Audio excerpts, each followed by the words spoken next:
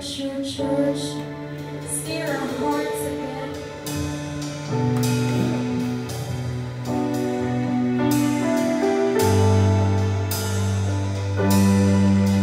Lord, we need your grace and mercy.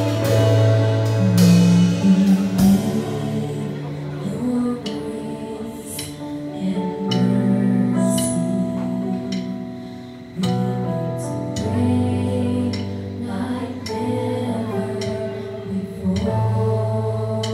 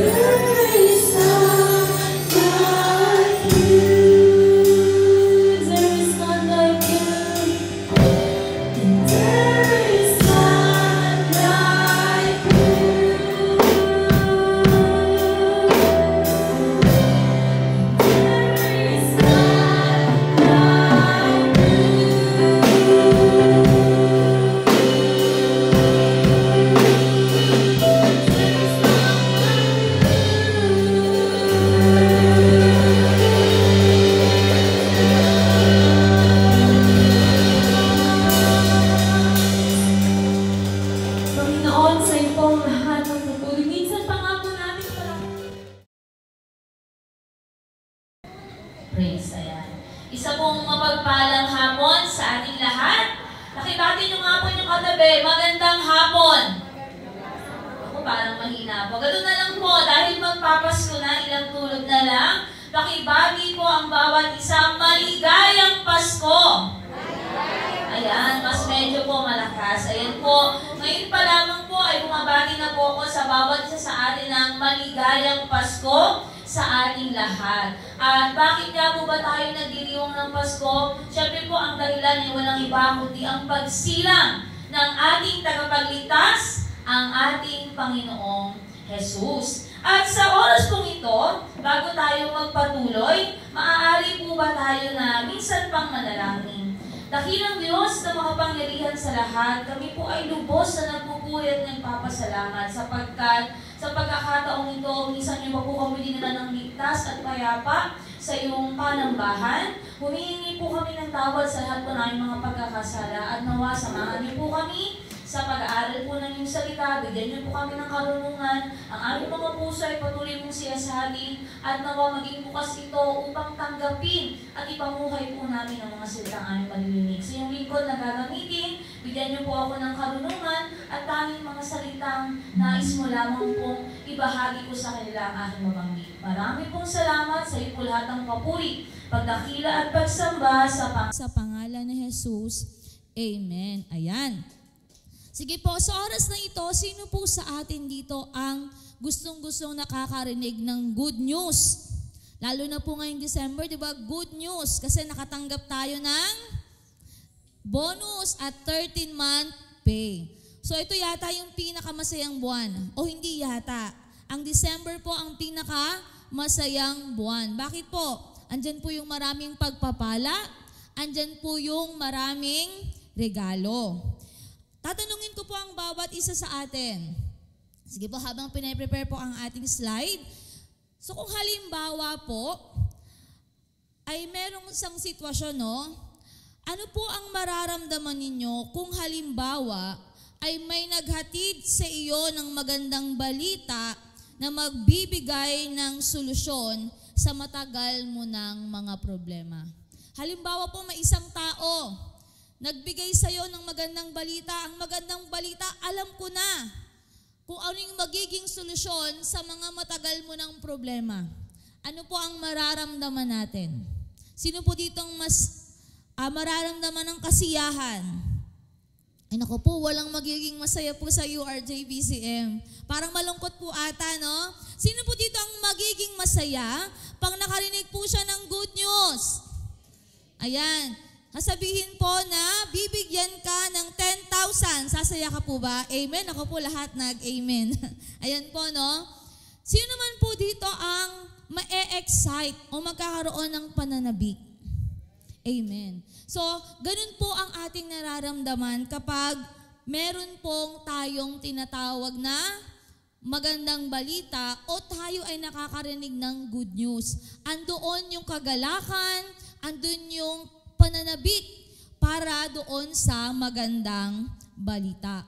At ganito po ang sitwasyon ng ating tekstong pag-aaralan po sa hapon na ito, no? Makikita po natin ito sa Lucas chapter 2 verses 8 to 14. Kuya Geraldine, pwede po bang i-flash dito yung Lucas 2? Wala kasi ako dyan eh. Yung verses ng Lucas 2, chapter 8 hanggang 14. Sige po, bago po tayo magpatuloy po sa ating pag-aaral, basahin po natin ang Lucas chapter 2, verses 8 hanggang 14. Sabi po dito, doon ay may mga pastol na nasa parang at nagbabantay ng kanilang mga tupa ng gabing iyon. Lumapit at tumayo sa kalagitnaan nila ang isang anghel ng Panginoon at nagliwanag sa kapaligiran nila ang nakasisilaw na kaluwalhatian ng Panginoon. Ganun na lamang ang kanilang pagkatakot. Verse 10, ngunit sinabi sa kanila ng anghel, huwag kayong matakot. Ako'y may dalang magandang balita para sa inyo na magdudulot ng malaking kagalakan sa lahat ng tao. Verse 11, isinilang ngayon sa bayan ni David ang inyong tagapagligtas, ang Kristong Panginoon. Ito ang inyong palatandaan. Matatagpuan ninyo ang isang sanggol na nababalot ng lampin at nakahiga sa isang sabsaban. Verse 13, bigla nilang nakitang kasama ng anghel ang isang malaking hukbo ng mga anghel sa kalangitan. Sila'y nagpupuri sa Diyos at umaawit. Verse 14, papuri sa Diyos sa kaitaasan at sa lupa ay kapayapaan sa mga taong kinalulugdan niya. Ang Diyos po ang bahalang magpala sa kanyang buhay at banal na salita. So ito pong sinabi dito sa Lucas chapter 2 ay patungkol po ito sa pagsilang ng atin pong Panginoong Hesus. At sabi nga po sa mga talata, ito po ay balita ng kagalakan. Tingnan po natin o imaginein po natin, no? Isipin po natin ang kalagayan po ng Israel ng panahong ito na isinilang po si Jesus. Nung sinilang po si Jesus sa Israel, madilim po ang kalagayan ng Israel. Bakit po naging madilim? Una po, ang kalagayan po ng Israel, sila po ay nasa ilalim ng pamamahala ng imperyo ng Roma. Kung maaalala natin sa mga napapanood nating palabas po, di ba? Sino po yung nagpahirap kay Jesus? Ang mga Romano. So sila po yung nagahari o yung namumuno nung panahong ito. At ang imperyo po ng Roma ay isa pong imperyo o pamahalaan na sakim sa kapangyarihan. Sila po ay sakim sa kapangyarihan, gayon din po sa pera. Kaya nga po, di ba, kung maningil sila ng buwis, ganun na lamang. Napakataas sila maningil ng buwis kahit po sa mga simpleng tao. Para po may magamit sila sa pagpapagawa ng kanilang mga proyekto, gayon din po para sa kanilang kagamitan, pandigma. Kaya gayon na lamang po ang pang-aapi ng mga Romano sa mga Israelita. Bukod pa po rito, sila rin po ay pinamumunuan ng isang masamang hari. Sino po yung hari na yon? Sino po kaya yung hari na yon? Si Haring Herodes. Kung maaalala niyo po, itong si Haring Herodes, siya po yung nagpapatay ng mga sanggol na may edad 2 taon pababa. Dahil natatakot siya na yung Mesiyas na isinilang nung panahon na yon ay ang susunod na hari o yung magiging kapalit niya na hari. Minsan ko na po itong naturo, no? O minsan ko na po itong nabanggit na si Herodes po ay gagawin ng lahat para hindi po siya maalis sa trono, no? Kahit po yung sarili niyang asawa, sarili niya pong anak, maging po yung nanay niya na banta sa kanyang pagiging hari o banta sa kanyang trono ay pinatay niya para lang po hindi maagaw ang kanyang trono. Paano po kaya si Jesus? Hindi niya nga po kaano-ano. So kaya lahat ng sanggol na lalaki na may 2 taon, edad pababa, ay pinapatay niya doon po sa lugar ng Bethlehem para po siguraduhin po na walang Mesiyas na mabubuhay. Kaya naman po itong ibinalita ng anghel sa mga pastol ay isa pong napakagandang balita na magdudulot ng pag-asa at kagalakan sa lahat ng tao. Walang iba po kundi ang pagsilang ng ating Panginoong Jesus at tagapagligtas. Kaya nga po ang pamagat ng ating pag-aaralan ngayon ay, nakita po natin kanina ay, Good News of Great Joy. Ayan po, ano po yung pamagat ng ating pag-aaralan ngayon? Good News of Great Joy. Pakitanong nga po sa inyong katabi, handa ka na bang marinig ang good news? Ako, parang mahina po. Handa na po ba tayong marinig ang good news? Ayan. So, praise God po, no? Ano po ba itong sinasabi ng Biblia na good news? Lagi po natin itong nababasa sa Biblia, no? Good news, good tidings, magandang balita, mabuting balita. Ang ibig sabihin po ng good news sa Biblia ay ito po mismo yung ibig sabihin ng salitang gospel. Ayan po, no? The word gospel literally means good news. O yung sa ibang salita po ay ebanghelyo. Diba pag nagbabasa po, naririnig natin ang ebanghelyo ni Mateo, ebanghelyo ni Marcos, ni Lucas, at ni Juan. Ibig sabihin po, ito po yung magandang balita mula po sa ating Panginoon. Ang gospel po ay ang maganda o mabuting balita ng kaligtasan na ibinibigay ni Jesus sa lahat ng tao, lalo na po sa mga sasampalataya sa Kanya. Ang sabi po dito sa Mateo chapter 1 verse 21, magsisilang siya ng isang batang lalaki at Jesus ang ipapangalan mo sa sanggol, sapagkat ililigtas niya ang kanyang bayan sa kanilang mga kasalanan. Ito po yung mensahe ng pagsilang ni Jesus. Siya po ang magliligtas sa kanyang bayan. Hindi nga lang po sa kanyang bayan kundi sa buong sanlibutan. Saan po?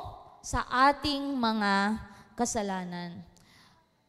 Balikan po natin yung tanong ko kanina, no?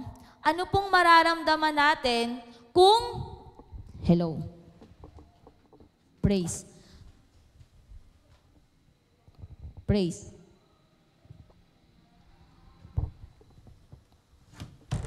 Praise, ayan. Balikan po natin yung tanong kanina, no? Anong mararamdaman po natin pag narinig po natin ang magandang balita? Sabi po natin, magiging masaya po tayo, no? Lalo na kung ito yung magiging solusyon sa ating mga problema. Alam niyo po ba na sa dami-daming problema na kinakaharap po ng bawat tao, ano po ang binigay ng Diyos na solusyon? Sa dami-dami po natin problema sa mundong ito. Sa pandaraya, sa walang katarungan, sa imoralidad, sa pagiging gahaman ng tao, sa pagmamahal sa pera. Ano po yung binigay na solusyon ng Diyos? Base po dun sa ating binasa. Ang binigay po na solusyon ng Diyos ay ang pagdating ng kanyang anak na si Jesus. Kung titignan po natin, no, parang napakasimple ng solusyon na ito. Kung ihahambing natin o ikukumpara natin sa dami at bigat ng ating mga problema sa mundo. Ngunit alam ng Diyos na ito ang pinakakailangan ng tao, ang maligtas sa kasalanan. Marahil hindi natin makita yung buong larawan. Bakit yung pagdating ni Jesus? Ito yung solusyon. Ito yung solusyon ng Diyos sa mga problema sa sanlibutan. At mamaya po, malalaman po natin yan. Ang sabi nga po sa Jeremias chapter 17 verses 9 at 10, sabi po dito, sino ang makakaunawa sa puso ng tao? Ito'y mandaraya at walang katulad. Wala ng lunas ang kanyang kabulukan. Ang sabi po dito sa Jeremias chapter 17 verse 9 ay ano po ang puso ng tao? Mandaraya at wala ng lunas ang kanyang kabulukan. Sabi naman po dito sa verse 10, akong si Yahweh ang sumisiyasat sa isip at sumasaliksik sa puso ng mga tao. Ginagantimpalaan ko ang bawat isa ayon sa kanyang pamumuhay at ginagantimpalaan ayon sa kanyang ginagawa. Alam ng Diyos kung gaano makasalanan ang ating mga puso. Kung naalala niyo po, di ba, nilikha ng Diyos ang mundong ito ng walang kasalanan. Ito ay perpekto. Sabi nga, di ba, ng Diyos sa Genesis, it was very good. Napakaganda ng pagkakalikha ng Diyos sa lahat ng bagay, gayon din po sa tao. Kailan lang po ito naging perpekto?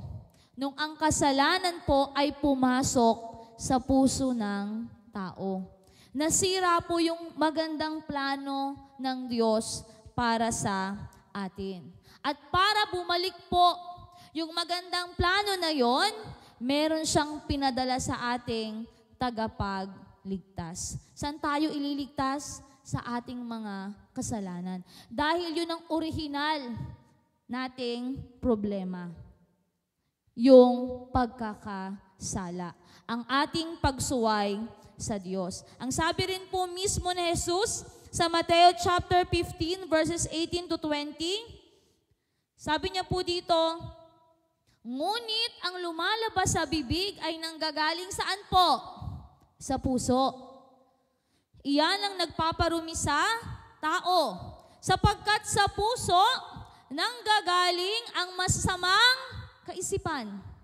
Kung bakit may kaguluhan ngayon, bakit po? Dahil dun po nanggagaling sa ating puso. Sabi po dito, pagpatay, pangangalunya, pakikiapid, pagnanakaw, pagiging saksi para sa kasinungalingan, at paninirang puri.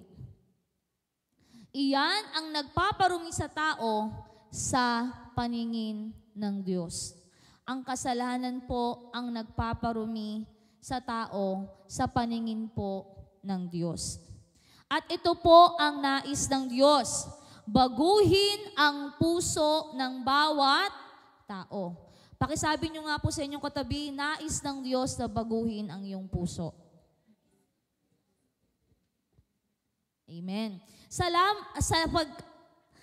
Sapagkat nalalaman ng Diyos na kapag nagbago ang ating mga pusong makasalanan, ito ay susunod sa Kanya at gagawin ang kalooban niya. Dahil dito, magkakaroon na ng tunay na pagbabago sa ating mundo. Alam ng Diyos na pag itong pusong to nagbago, dun palang magsisimulang maayos ang ating mundo. No? Ilan sa mga halimbawa ng mga ipapakita ko po sa inyo ay ang mga kontribusyon ng mga taong binago ni Jesus ang buhay sa ating lipunan. So dahil sa pagsunod kay Jesus ng mga Kristiyano noong unang panahon, sila ay nagdulot ng malaking pag-asa sa ating mundo. So tingnan po natin ito. Una po, alam niyo po ba, ang hospital o ang ospital, yan po ay ideya, hindi po ng mga unbelievers. Yan po ay ideya ng mga Kristiyano. Kung bakit po tayo may hospital ngayon, ay dahil po sa mga Kristiyano na nagmamalasakit sa mga may kapansanan. Kung naalala niyo po, di ba, si Jesus, sabi po sa Biblia, pinagaling niya ang lahat ng may mga sakit. Nagsimula po yun kay Jesus. At kung makikita po natin ngayon, bagaman hindi maganda ang sistema ng ating hospitalization dito sa Pilipinas, pero hindi na po katulad noon. Na yung mga may sakit ay kailangan pong ilayo sa mga nakakarami. Yung kailangan po silang maging outcast, gaya ng... So yung may mga, lalo na po yung mga may nakakahawang sakit. No? At sa panahon po ngayon, mabilis na ang lunas. Bakit po? Sino pong nagpasimula? Yung mga tao na binago ni Jesus. Nagkaroon sila ng compassion. Nagkaroon po sila ng pagmamalasakit sa mga taong may sakit. Ikalawa po, ayan po. So the early Christians were the first ones to get the babies from the dumpsters and adopt them, as well as the first one to open up adoption centers for the children that were being rejected from their homes. The early Christians recognized that all people are made in God's image and deserve a chance of life. Jesus was pro-life. Ano pong ibig sabihin nun? Ang mga Kristiyano po ang nagpasimula ng pagkakaroon ng bahay ampunan. So yung mga bata po na iniwan na ng kanilang mga magulang, sino po ang kumupkop? Ang mga Kristiyano. Sino po dito ang nakakakilala kay George Mueller? Minsan ko na rin po yung tinuro. Si George Mueller po yung nagpatayo ng mga bahay ampunan para po hindi po ako nagkakamali, sa London or England, sa parteng Europe po iyon, kung saan po, di ba po, yung mga bata na nasa lansangan nila ay inampun niya po at tinuruan po nila ng salita ng Diyos. So yun po yun. Kung maalala nyo siya, yung may himala na nanalangin siya, magkaroon ng pagkain. Yung mga bata sa bahay ampunan, may nagpadala kanya ng tinapay at may nagpadala sa kanya ng lata-lata ng gatas. Naalala niyo po iyon? So isa po doon sa mga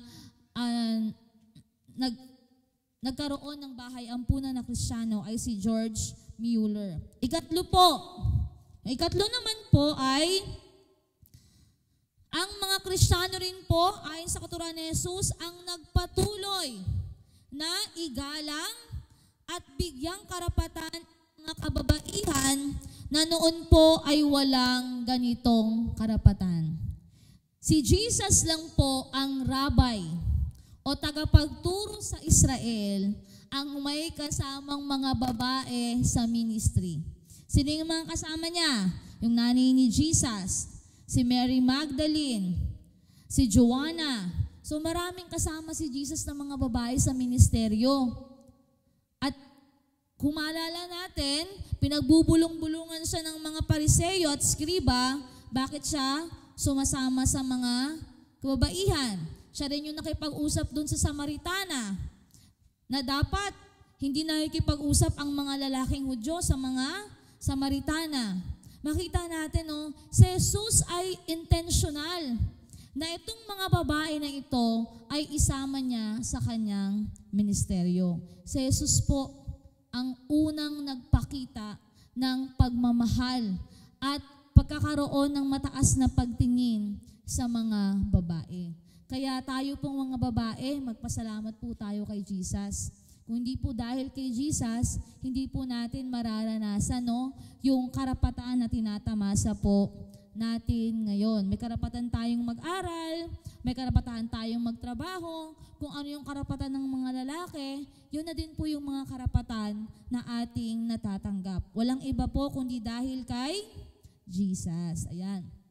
Ikaapat, dahil sa mga mabuting halimbawa ni Jesus, ang mga bata, ayan po kaninang mga babae, ngayon naman po yung mga bata ay binigyang halaga sa lipunan. Kung noon ang mga bata ay walang awang pinapatay kapag hindi sila gusto ng kanilang mga magulang, sa panahon po natin ngayon, ang mga bata ay minamahal na at pinapahalagahan. Sa panahon po ng Roma, bukod po dun sa nangyari sa panahon ni Herodes, na pinapatay niya yung mga batang lalaki o sanggol na lalaki na may edad 2 taon pababa, meron pa silang ganitong tradisyon. Halimbawa, hindi mo gusto yung anak mo. Kasi karamihan po, ang mga babae na sanggol sa panahon ng Roma pinapatay. Ang gusto kasi nilang sanggol ay lalaki. Kaya ang kadalasang binubuhay nila ay lalaki. Gayun din po kapag ang sanggol nila ay may sakit o yung may deformities, abnormal, hindi po kasalanan na patayin yun. Papatayin po nila yun. Parang sa panahon natin ngayon, ang tawag natin doon, abortion, Pero sa panahon po nila, pag nakita nila na yung kanilang anak ay hindi nila gusto o may sakit, papatayin po nila yon nang walang pag-aalinlangan. Ganun po, hindi po pinahalagahan ang mga bata noong unang panahon. Ngunit sa panahon ni Jesus, ano pong sabi ni Jesus? Hayaan niyong lumapit sa akin ang mga bata sapagkat sa mga katulad nila, naghahari ang Diyos. Ganun po ang pagtingin ni Jesus sa mga bata. Nakita po natin yung mga pagbabagong ginawa ni Jesus sa ating mundo. At yung isa pa po dyan na hindi ko po nailagay, ang mga Kristiyano din po ang nagpasimula ng pagtatayo o pagkakaroon po ng mga paaralan. Ayan. Nagsimula po yan sa mga Sunday school. Dahil po ang mga Kristiyano gusto po nilang matuto. Yung mga batang tinuturuan nila, nagsimula po yun sa Sunday school hanggat marami na pong mga tao. Simula po kinder, elementary, high school, at mga colleges na magkaroon po ng paaralan na sila po ay matuto. At alam niyo po ba na yung Harvard, sino po nakakano sa Harvard University? Ang nagpasimula po ng Harvard ay mga Kristiyano, no? Ang kanilang vision dati at mission ay mapapurihan ang Diyos, makilala po si Jesus sa buhay ng mga tao. So ngayon lang po, dahil malapit nang dumating si Jesus, no, nawala na po yung ganong vision and mission sa Harvard. Pero noon po, Kristiyano po ang nagpasimula ng Harvard University.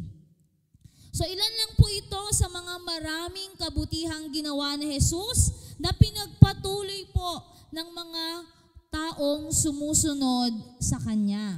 Nang si Jesus ay dumating sa ating mundo, unti-unti niya itong binago sa pamamagitan ng mga Kristiyanong sumusunod sa Kanyang mga utos. So si Jesus made this world a better place. So si Jesus ang dahilan kung bakit ang mundong ito ay mas naging maganda kaysa noon dahil sa pag-ibig ni Jesus sa atin. Tunay nga na ang mensahe ng pagsilang ni Jesus ay isang napakagandang balita. Bakit nga ba ang pagsilang ni Jesus ay isang magandang balita? Una po, the good news is for all people. Pakisabi nyo nga po, the good news is for all people. Ayan, ang magandang balita po ay para sa lahat ng tao. Especially po sa mga ordinaryong tao. Basahin po natin ang Lucas chapter 2 verses 8 to 10. Sabi po dito sa Lucas chapter 2 verse 8, doon ay may mga pastol na nasa parang at nagbabantay ng kanilang mga tupa ng gabing iyon. At tumayo sa harapan nila ang isang anghel ng Panginoon at nagliwanag sa kapaligiran nila ang kaluwalhatian ng Panginoon. Ganun na lamang ang kanilang pagkatakot. Ngunit sinabi sa kanila ng anghel, huwag kayong matakot. Ako'y may dalang magandang balita para sa inyo na magdudulot ng malaking kagalakan sa lahat ng tao. Ayon po sa ating binasa, kanino po unang ipinahayag ng Diyos ang magandang balita tungkol kay Jesus? Sino po yung unang nakaalam tungkol po sa pagsilang ni Jesus? Yun po, wala pong iba kundi ang mga pastol. Ito po ay unang inihayag ng Diyos sa mga ordinaryo at simpleng pastol. Bagaman ang magandang balita ay binigay ng Diyos para sa lahat ng tao, niloob niya na ang unang makaalam nito ay ang mga ordinaryong tao gaya nga ng mga pastol. So sino po ba itong mga pastol na ito? Bakit sila ang pinili ng Diyos upang unang ihayag ang tungkol sa magandang balita ng kaligtasan? Yung pastol po na ito sa Bethlehem, particular po o sa Israel, hindi po sila yung mga pastol na katulad ng panahon nila David. So sila David po kasi noon kahit papaano, maganda pa po ang turing sa kanila.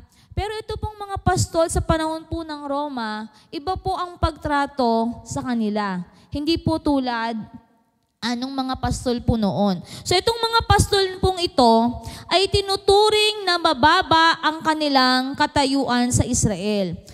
Ano pong ibig sabihin ng mababa ang katayuan? So ang mga pastol po ay mga hindi nakapag-aral. Ayan, no? Sila po ay mga hindi nakapag-aral ng kautusan, kaya karamihan sa kanila ay mga walang alam. Siguro marahil yung iba nagnanais kaso hindi sila pinapayagan na makapag-aral ng kautusan. Dahil rin po rito, hindi sila tinatanggap na maging witness o saksi sa mga hukuman. Halimbawa po, nakakita sila ng isang krimen at sila po yung witness o testigo. Hindi sila papayagang mag-witness o magtestigo. Dahil hindi sila credible o hindi sila paniniwalaan o hindi tatanggapin yung kanilang mga sasabihin sa hukuman. Ganun po ganun po yung pagtingin sa mga pastol na ito. Hindi paniniwalaan o tatanggapin ang kanilang salaysay kung sakali mang sila ay nasa korte. So ganun po yung mga pastol. Ikalawa po, sila ay tinuturing ng kanilang mga kapwa Hudyo, pakibalik po dun sa una, sila po ay tinuturing ng kanilang mga kapwa Hudyo ng marumi dahil sa kanilang trabaho, no? Yung ibig sabihin po ng marumi, yung physical, oo, marumi sila, no? Yung mga pastol po. At ganun din po, ang sabi dun sa aking Bible commentary na nabasa, no, hindi lang sila marumi, syempre pag marumi, may amoy din po ang mga pastol. Tama po ba? At sila po ay hindi pinapayagang makisali sa mga gawain ng Hudyo. Pag meron pong mga gawain ng Hudyo, gaya po ng Sabat o yung pagsamba po sa Diyos tuwing ikapitong araw, no, hindi po sila pinapayagan. Dahil nga po sila ay marumi. Ang tawag po dun sa Old Testament ay ceremonially unclean. So, hindi sila karapat-dapat sa ganong mga pagtitipon. Gayon din po, dahil nga sila ay ganon yung kalagayan, hindi sila nakaka-attend ng Sabat. No?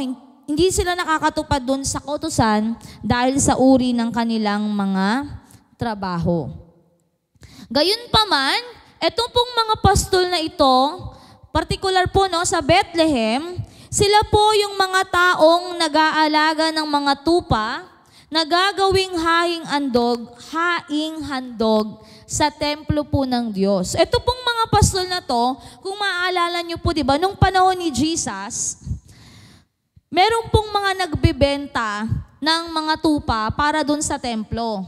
Kasi po nung panahon na yon, para po mapatawad sila sa kasalanan, kailangan nilang mag-alay ng tupang walang bahid. Sabihin nung perfect na tupa, yung walang sugat, walang sakit, malinis. So, ang mga nag-aalaga po nito ay itong mga pastol na ito. So, yun po yung kanilang inaalagaan para gawing haing handog doon po sa templo ng Diyos. Biruin niyo po, hindi sila tinatanggap na umattend ng araw ng pamamahinga o ng Sabat, pero sila po yung mga tagapag-alaga ng tupa na gagawing handog po doon sa templo ng Diyos. At meron pong magandang, ibig sabihin po yun mamaya, no? Sa kabila ng lahat ng ito, sila ang pinili ng Diyos upang unang pagpahayagan ng magandang balita tungkol kay Jesus.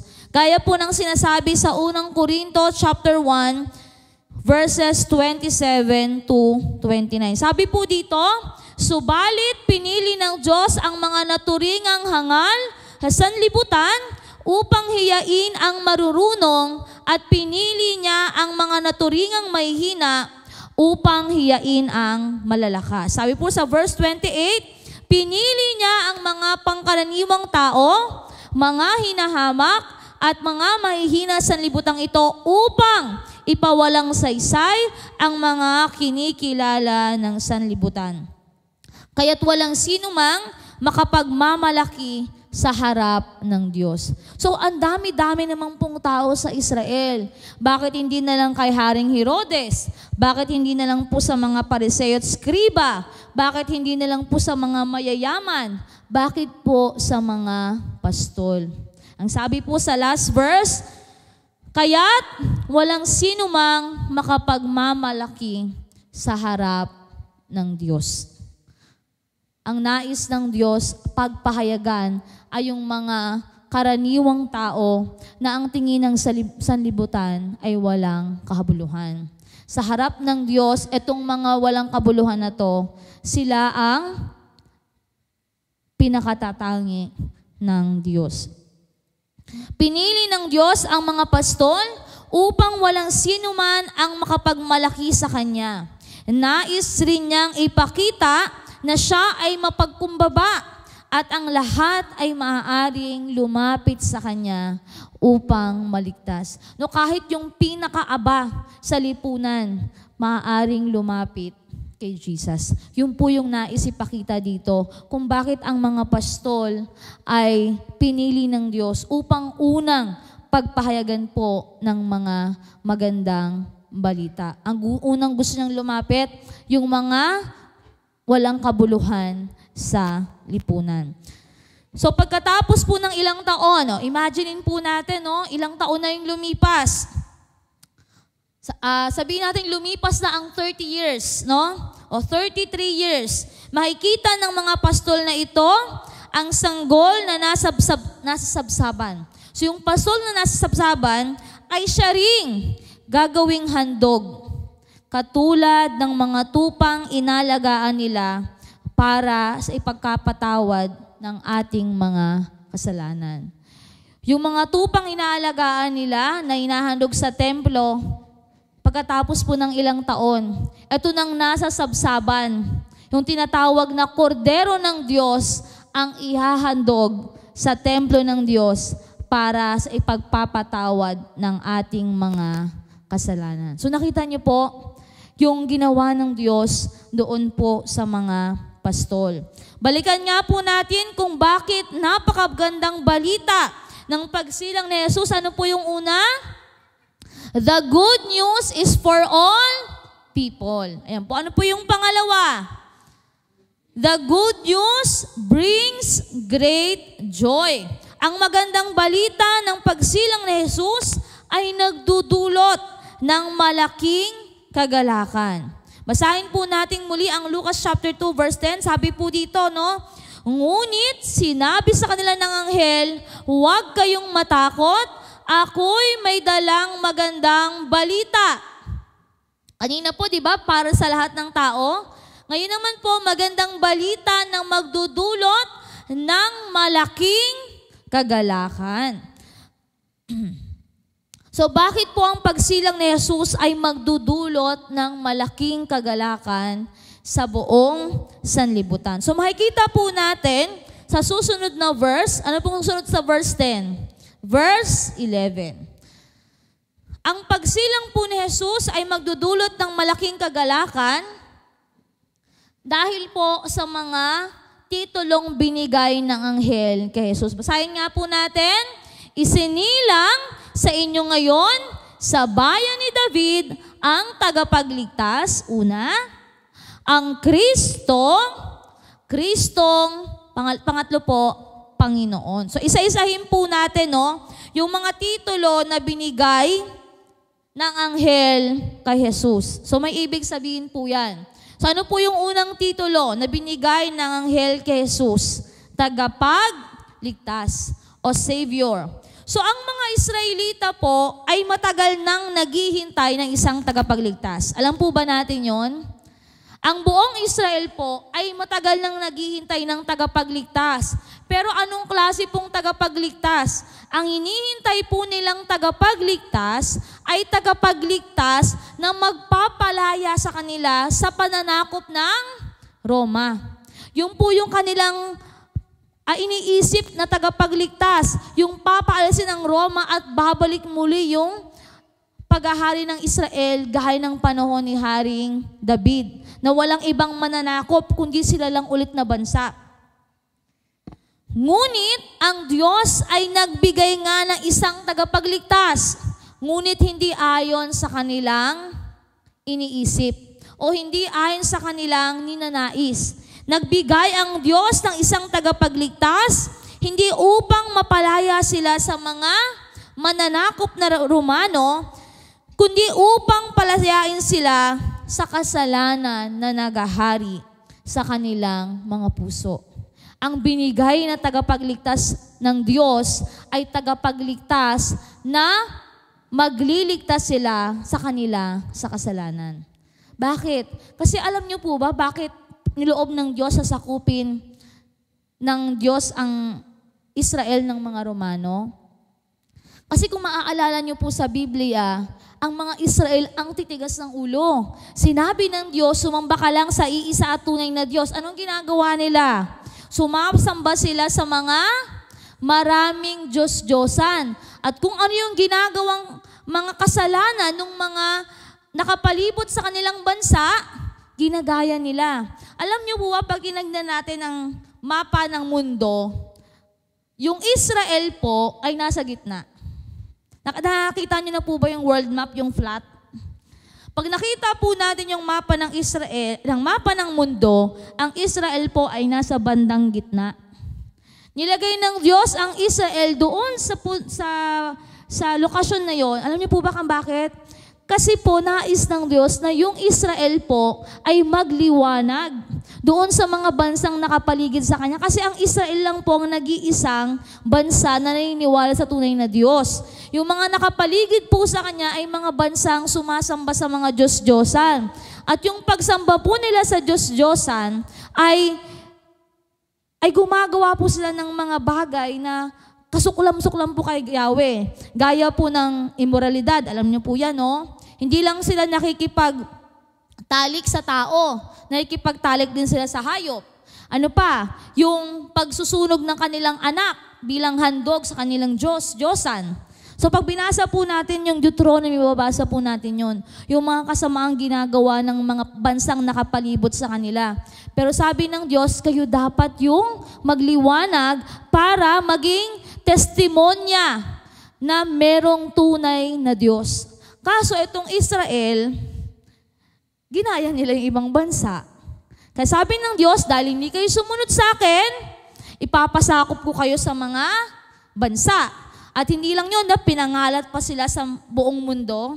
Naalala nyo, di ba? Tinapon sila sa Babylonia, sinakop sila ng Assyria. So, ang dami pong nangyari sa Israel dahil sa kanilang katigasan ng ulo. At alam ng Diyos, yun yung kailangan nila. Kaya sila nasasakop ng Roma dahil yung kasalanan ay ayaw nilang isuko sa Panginoon. At ganoon din po sa ating buhay. Alam niyo po ba, kapag tayo ay patuloy na nagmamatigas sa Panginoon, magpapadala siya, sa totoo lang po, ng mga instrumento para tayo ay paluin. Naranasan niyo na po ba yon? So siguro hindi man agad-agad, pero makikita niyo yung buhay natin ay wala doon sa direksyon na ayon ng Diyos. Imbis na papalapit tayo sa Diyos, tayo ay papalayo sa Diyos. Sabi nga po ni C.S. Lewis, itong mga pagsubok na ito na niloloob ng Diyos ay mga megaphone. Alam niyo po yung megaphone? No? Para ipaalala sa iyo, megaphone, na anak, kaya ka may mga pagsubok, lumapit ka sa akin. Hindi ka dapat lumayo, lumapit ka sa akin. Pero ang tao, makulit, imbis na lumapit, lalong lumalayo. Kaya lalo tuloy napapahamak, no?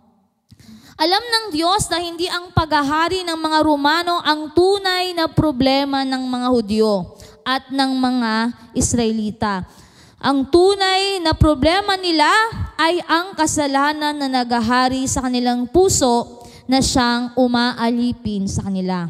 At dahil dito, hindi lang ang mga Hudyo ang nais iligtas ng Diyos sa kasalanan, kundi lahat ng tao sa libutan ay nais niyang iligtas. Bakit po nagdudulot ng kagalakan ang pagsilang ni Jesus?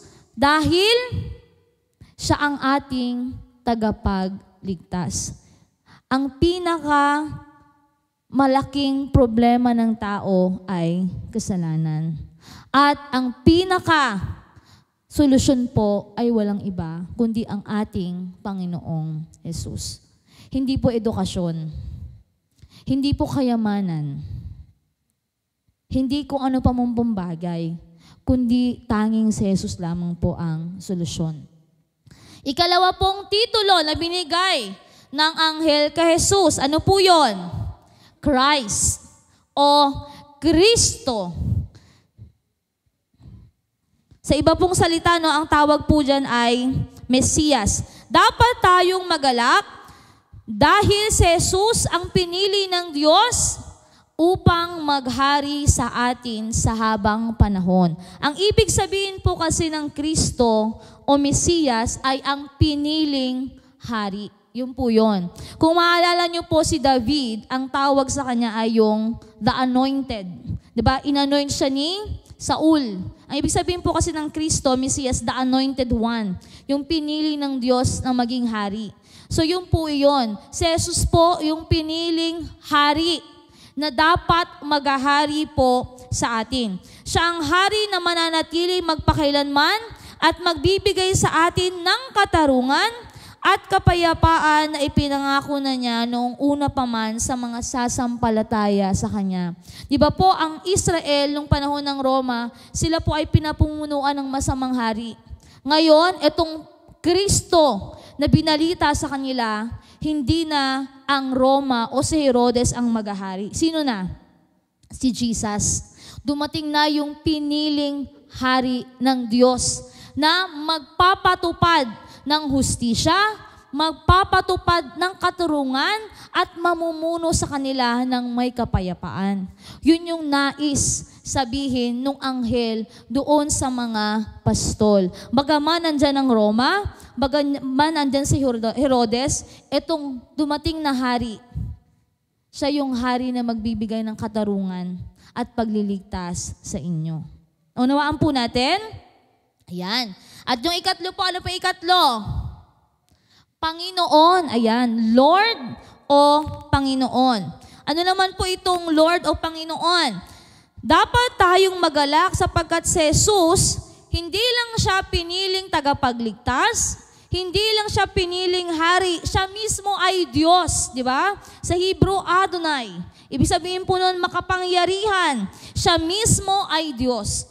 Hindi siya tao lang, no? Bagaman si Jesus ay 100% tao, siya rin po ay 100% Diyos. Pag sinabi po nating makapangyarihan, hawak niya sa kanyang kamay ang lahat ng bagay. Siya po ang may kontrol nito. Ano man yung nangyayari sa buhay mo, meron kang kapanatagan na lahat ng ito ay nangyayari ayon sa kanyang magandang plano. No? Hindi ka dapat mabahala. Hindi ka dapat mag-alala. Kung halimbawa, dumadaan ka man sa matinding pagsubok, may sakit ka o karamdaman, o nawalan ka ng trabaho, nasira ang iyong pamilya, di ba? Yung nawawalan ka ng pag-asa. Dapat mong tandaan na si Jesus ay makapangyarihan. Siya ang may kontrol ng lahat ng bagay. Sabi nga, di ba ng Biblia, nilikha ang lahat ng bagay dahil sa Kanya at para sa Kanya. Kaya dapat po nating ilagay ang ating pananampalataya sa ating Panginoong Jesus. Tayo ay may kapanatagan na lahat ng nangyayari sa atin sa mundong ito ay ayon po sa Kanyang kalooban. Kung sa tingin mo, naghahari ang kasamaan, naghahari ang kawalan ng katarungan, sabi ng Biblia, be still, manatili ka sa akin. Kasi darating ang panahon, hahatulan ng Diyos ang lahat ng gumagawa ng masama. At yung nananatili sa Kanya ay merong magandang hinaharap. At ano po yung magandang hinaharap na yon? Tayo po ay makakasama ng ating Panginoong Jesus sa langit. Amen po ba? Magandang kagalakan po ba yon? Amen.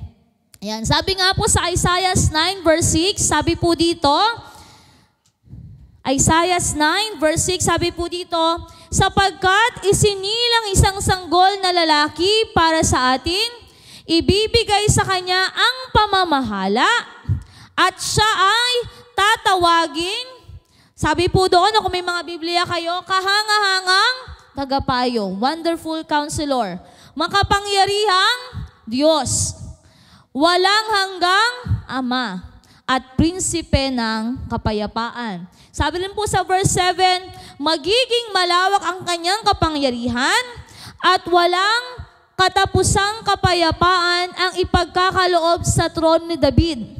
Wala na pong kaguluhan.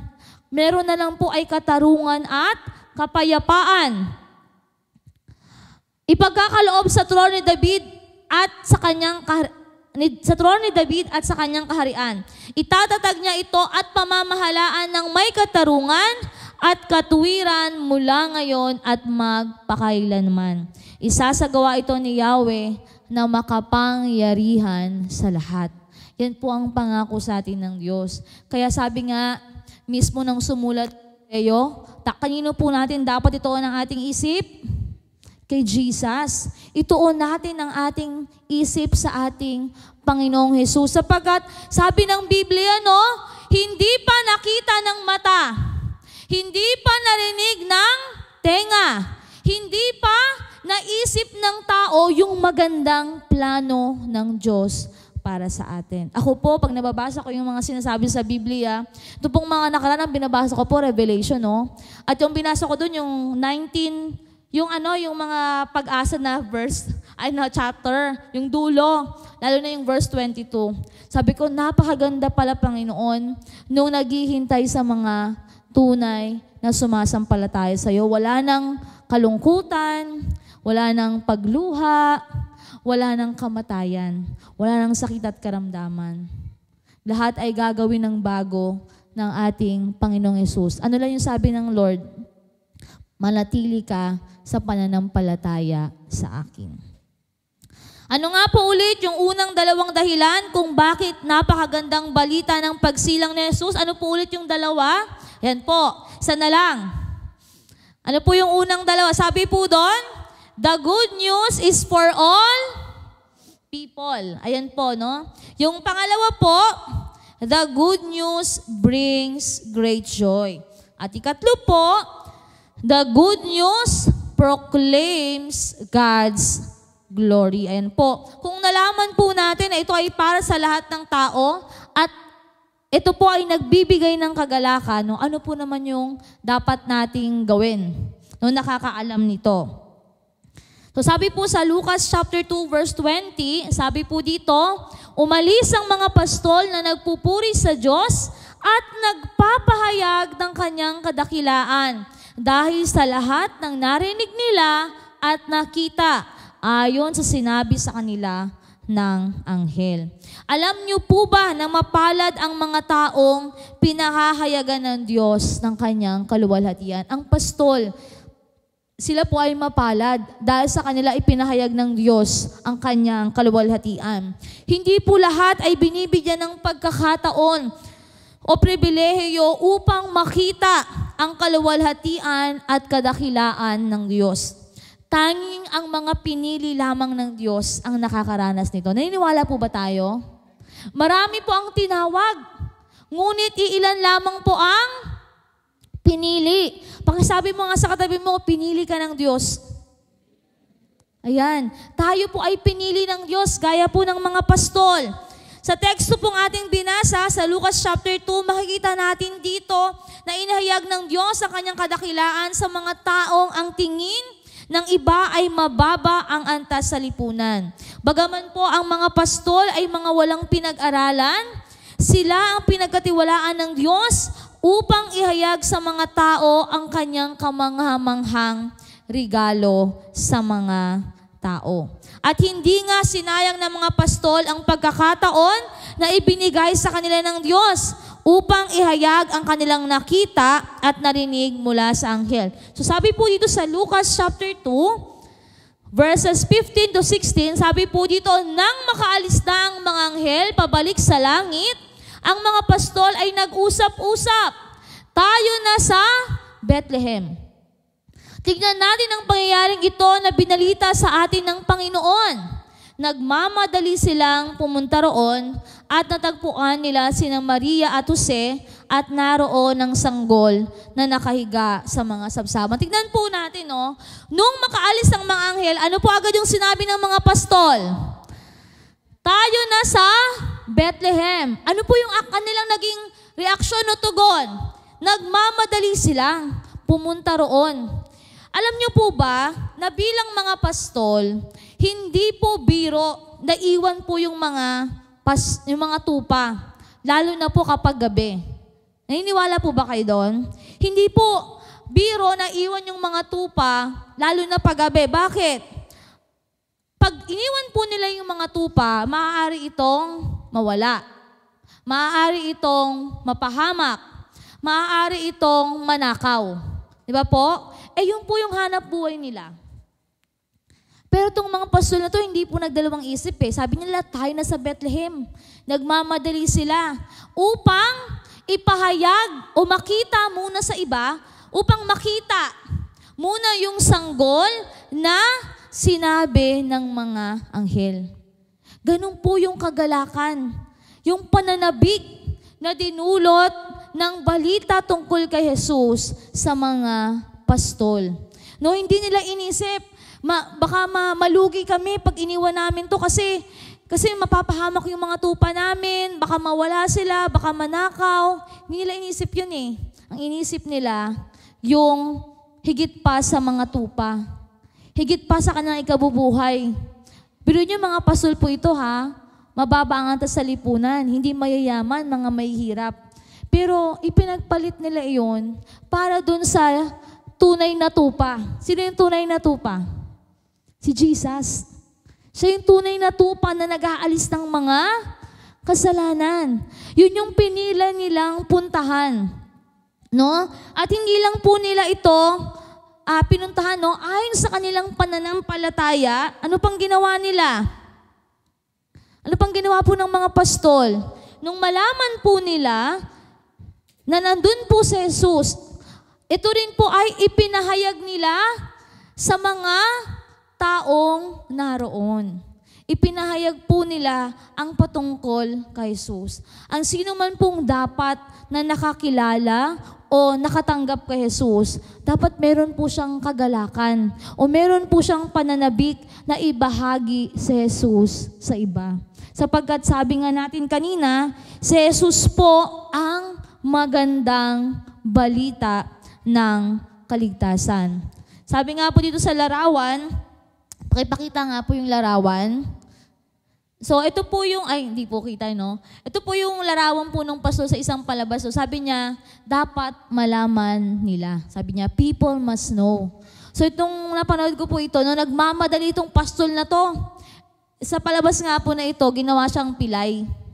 No? Nagmamadali siya na puntahan si Jesus dun sa sabsaban. At ganoon na lamang yung tuwa nila nang makita nila si Jesus at agad din nila itong sinabi sa mga tao.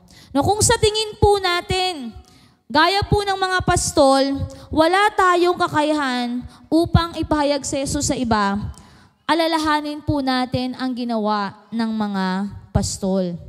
No, hindi kailangan marami kang pinag-aralan. Hindi kailangan na mataas ka sa lipunan, no? Ang nais lang po ng Diyos ay meron tayong pananampalataya. Pakisabi niyo po sa inyong katabi, kailangan may pananampalataya ka.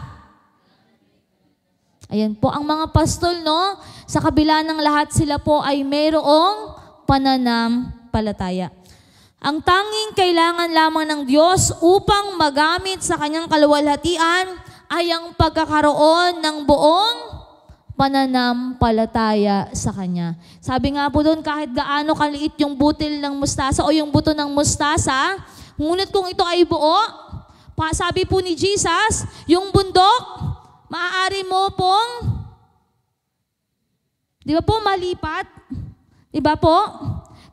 Kaya po natin gawin yung mga bagay na hindi natin lubos isipin. Ano po yung dapat natin gawin? Magpakumbaba tayo sa harapan ng Diyos at isuko natin sa Kanya ang lahat ng ating pag-aalinlangan. At balikan nga po natin yung tatlong dahilan kung bakit napakagandang balita ng pagsilang ni Jesus. Ano po yung una? The good news is for all people. Pangalawa, the good news brings great joy. At yung pangatlo, the good news proclaims God's glory. At bilang pong pagtatapos, nais ko pong paunurin natin ang kwentong ito tungkol sa tatlong puno.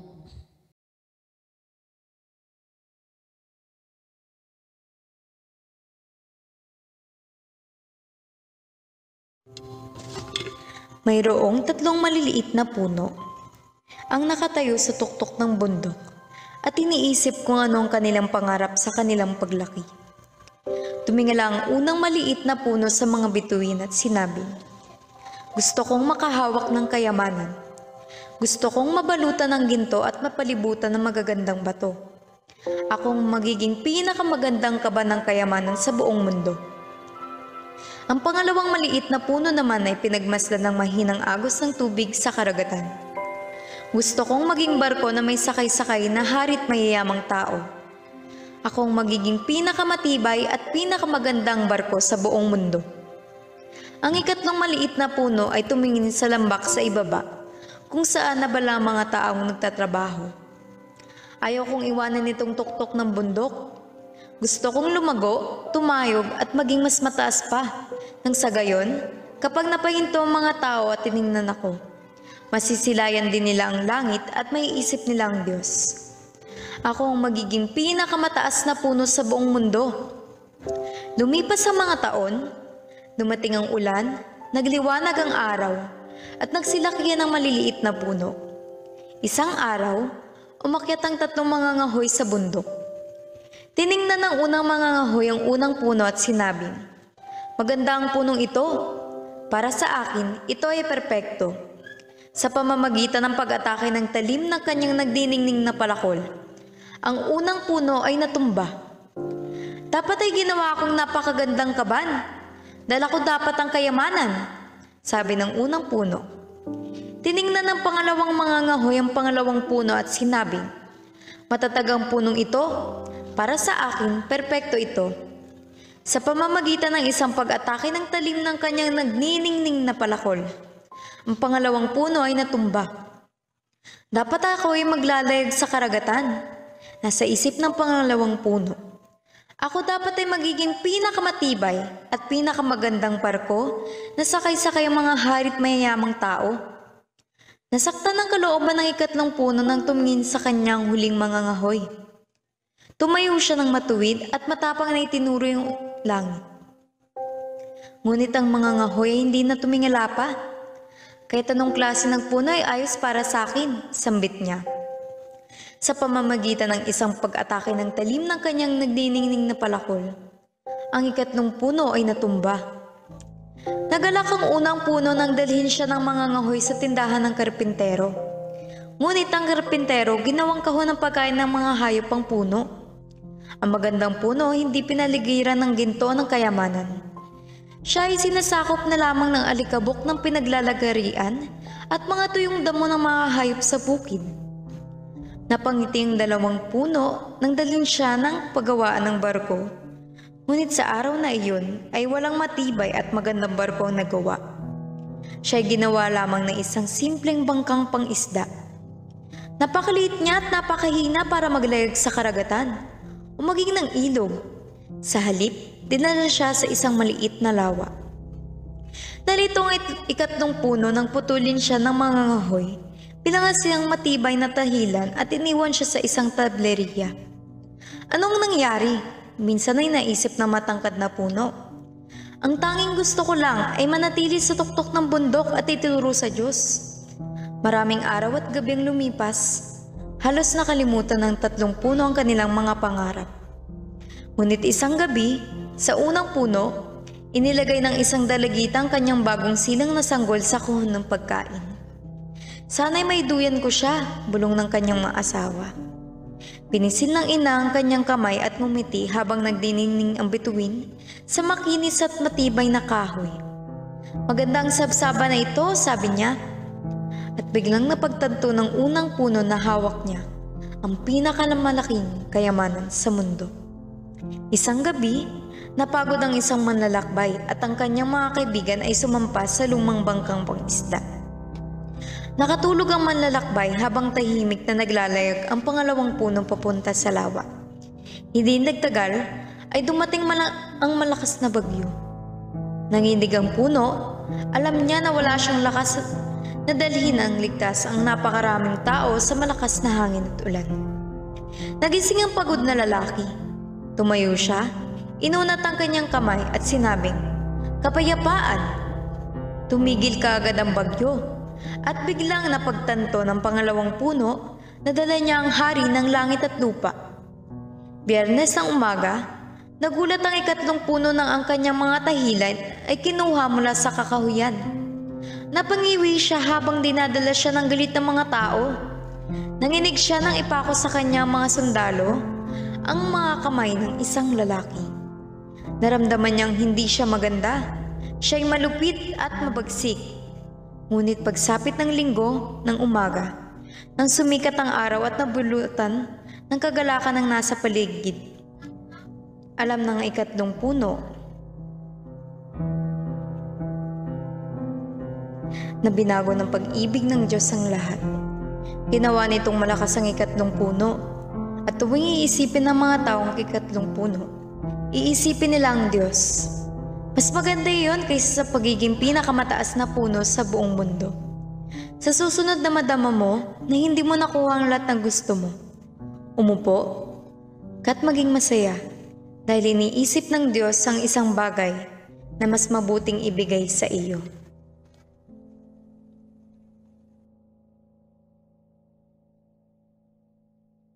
Natin yung kwento. So balikan po natin yung kwento. Yung unang puno, ano po yung gusto niyang maging? Maging lalagyan ng kayamanan. Ngunit, naging ano po siya? Sabsaban, di ba po? Yung nalagyan, kainan po yun ng mga hayop eh. Pero ginawa siyang lalagyan ng pinaka maghahalagang kayamanan sa mundo. Sino po yon? Si Jesus. Natupad po ba yung pangarap niya? Opo. Yung pangalawang puno, anong gusto niyo pong maging? Pinaka malaking barko kung saan sasakay ang mga hari at reyna. Kaso po, itong barko na to, ito pong puno na to, naging maliit na bangka. Ngunit, natupad po ba yung pangarap niya? Natupad. Sino po yung sumakay sa kanya? Ang hari ng mga hari at Diyos ng mga Diyos. Yung ikatlo pong puno, ano pong pangarap niya? Maging pinakamataas na puno sa buong mundo. Natupad po ba yung pangarap niya? Opo, natupad. Hindi man siya naging pinakamataas na puno, ngunit doon ipinako si Jesus sa krus, kung saan tuwing titingala ang mga tao, maaalala nila ang kabutihan ng Diyos sa kanila. Gaya po ng napanood nating kwento, no? May mga bagay tayo na ninanais na sa tingin po natin, ito yung magbibigay sa atin ng malaking kagalakan. Ngunit, higit pa po rito ang nais ibigay sa atin ng Diyos ayon po sa kanyang magandang plano. Tulad po ng pagsilang ni Jesus, walang nag-akala na ang sanggol na ito na sinilang po sa sabsaban ang magdudulot ng malaking kagalakan sa bawat isa sa atin. Alam niyo po ba, walang nakakaalam. Nung sinilang po si Jesus sa sabsaban, iilan lamang po ang bumisita sa kanya. Yung mga pastol pa po na sinabihan ng anghel. Walang nag-akala na itong sanggol na ito ang magdudulot ng malaking kagalakan at magliligtas sa buong sanlibutan. Sa mundo pong ito, hindi natin mahanap ang ating tunay na kagalakan sa mga material na bagay o kahit dun sa pinakamagandang pangarap natin sa buhay. Ang tunay po na kaligayahan ay matatagpuan po natin kanino? Mismo po sa ating Panginoong Hesus na siyang tunay nating kagalakan. Lagi po nating alalahanin tuwing Kapaskuhan ang dahilan kung bakit sinilang si Jesus. Bakit po ba tayo nagdiriwang ng Pasko? Pakiano nga po dun sa susunod na picture. Isinilang po si Jesus upang mamatay. Bakit po sinilang si Jesus? Upang mamatay at iligtas po tayo sa ating mga kasalanan. Yun po yung dahilan ng kanyang pagsilang. Para po tayo ay ligtas sa ating mga kasalanan. Sa oras pong ito, inaanyayaan ko pong lahat na tumayo. At hayaan po natin na habang po tayo ay umaawit, ilagay po natin sa ating puso at isipan yung napakagandang balita na ibinigay sa atin ng Diyos na magdudulot po sa atin ng napakalaking kagalakan. Siya ay sinilang upang mamatay para sa ating mga kasalanan. Awitin po natin ang sukdulang biyaya ng ating Panginoon. Bang hindi karapat-dapat pagukulan ng habag at wagas mong pagsinta. Habang walang kakayanan,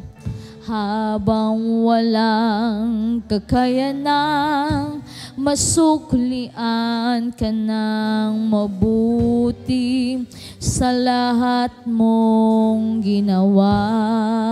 Niyakap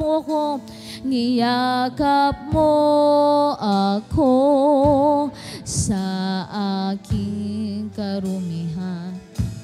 Inibig mo ako nang di kayang tumbasan, O Diyos, ng katarungan at katwiran na kahit minsan di nabahiran ang kabanalan, kalwalhatian. Salamat sa sukdulang biyaya mo, O Diyos, ng pag-ibig na mas malawak pa kaysa aking mga pagkakasala. Higit pa sa buhay ko, salamat sa sukdulang biyaya. Minsan pa po nating awitin, maaari po bang itaas natin ang ating mga kamay? At habang inaawit po natin ang kantang ito, gawin po natin itong panalangin. Di karapat-dapat pagukulan ng habag at wagas mong pagsintas. Habang walang kakayanang masuklian ka ng mabuti sa lahat mong ginawa. Niyakap mo ako sa aking karumihan. Inibig mo ako nang di kayang tumbasan, O Diyos, ng katarungan at katwiran na kahit minsan di nabahiran ang kabanalan, kalwalhatian. Salamat sa sukdulang biyaya mo, O Diyos, ang pag-ibig na mas malawak pa kaysa aking mga pagkakasala. Higit pa sa buhay ko, salamat sa sukdulang. Let the people sing.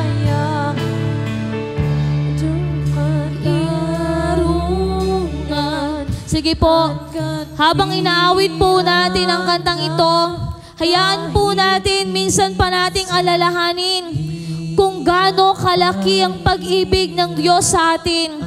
Kung sa oras na ito, May mga bagay ka pa na hindi kayang isuko sa Diyos. At ito ay nagiging hadlang upang maranasan mo yung kagalakan na nagmumula sa Kanya. Hayaan mo na ang Diyos ay patuloy na hipuin ang iyong puso. Sige po, sa oras na ito, habang inaawit po natin,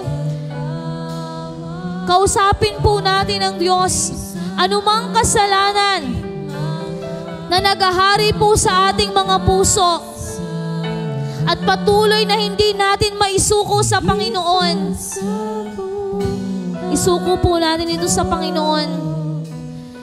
Mararanasan lang po natin ang tunay na kagalakan kung si Jesus ang paghahariin po natin sa ating mga puso. O Diyos, katarungan at katwiran na kahit minsan di nabahiran ang kaganalan, kalwalhatian. Salamat sa sukdulang biyaya mo, O Diyos ng pag-ibig na mas malawak pa kaysa aking mga pagkakasala. Higit ka sa buhay ko. Salamat sa uli pong pagkakataon. Dula, O Diyos ng katarungan, Diyos ng katarungan at katwiran na kahit minsan di nabahiran ang kabanalan, kalwalhatian. Salamat sa sukdulang biyaya mo, O Diyos ng pag-ibig na mas malawak pa kaysa aking mga pagkakasala. Higit pa sa buhay ko. Salamat sa sundulang biyaya sa lahat ng panahon. Diyos ka sa amin sa lahat ng oras. Nariyan para sa amin, Panginoong Jesus. Purihin ka, dakilain ka sa buhay ko. Di nagbabago, di nagbabago. Diyos ka sa amin, tanging sandigan. Nariyan para sa amin, Panginoong Jesus. Maghari ka, magliwanag ka sa buhay ko, aming Ama.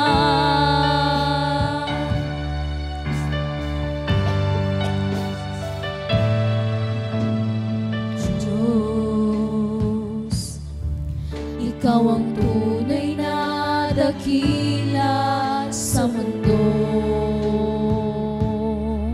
Ikaw ang haring nagmahal ng tulad ko. Ginawa mong lahat, pag-ibig mo ay tapat at wagas. O Diyos, O Diyos, wala nang papantay sa kabutihan mo. Ang ngalan mo'y itataas sa buhay ko. Sundin ang loob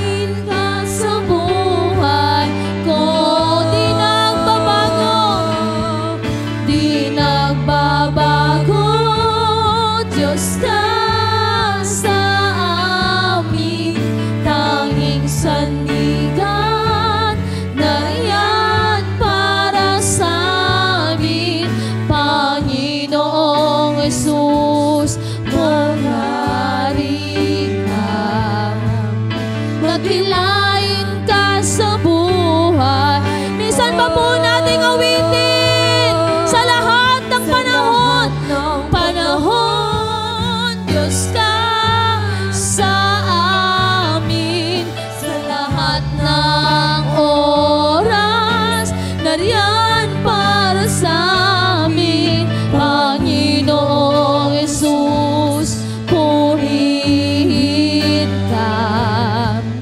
Magliwanag ka sa buhay ko. Di nagbabago, di nagbabago. Diyos ka sa amin, tanging sandigan. Nariyan para sa amin, Panginoong Jesus, maghari ka. Dakilain ka sa uli pong pagkakataon. Let the people sing. Sa lahat ng panahon, Diyos ka sa amin. Sa lahat ng oras, nariyan para sa amin, Panginoong Jesus, purihin. Dakilain ka sa buhay ko. Di nagbabago, di nagbabago. Diyos ka sa amin, tanging sandigan. Nariyan para sa amin, Panginoong Jesus, maghari ka. Magliwanag ka sa buhay, Panginoong Jesus, maghari ka. Panginoong Jesus, maghari ka. Minsan ba po nating awitin, ipanalangin natin, Panginoong Jesus, maghari ka. Panginoong Jesus, maghari ka. Magliwanag ka sa buhay ko. Pagliwanag ka sa buhay ko. Magliwanag ka sa buhay ko. Magliwanag ka. Magliwanag ka sa buhay ko. Aming Ama. Sige po, sa oras na ito, Panginoon, nakikita mo po ang bawat taong narito ngayon. Bata man o matanda, lalaki man o babae, anuman po ang kalagayan ng aming mga puso, gaya ng aming inawit, ikaw po ang siyang maghari sa amin. Hayaan mo po ang iyong kaliliwanagan ay makita po sa aming mga buhay. At ang narinig namin yung salita, ang siyang patuloy na magdulot sa amin ng malaking kagalakan at ang kagalakan na aming natanggap ngayon.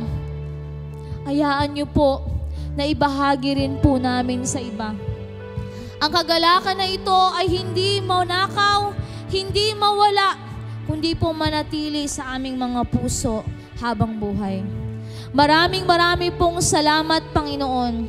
Hayaan niyo po na sa oras na ito, ang sino mang patuloy na nagsuko sa iyo ng buhay, ang patuloy na nagbigay muli ng kanyang sarili, ng kanyang puso sa iyo, kayo po ang tumugon ng kanyang naisin. Hayaan niyo pong mangyari at maganap sa kanyang buhay ang kanyang panalangin. Maraming pong salamat sa kagalakang ipinagkaloob niyo po sa bawat isa. Sa inyo po namin binabalik lahat ng papuri, pagdakila at pagsamba. Sa pangalan po ng ating Panginoong Jesus, ang lahat ay magsabi ng Amen.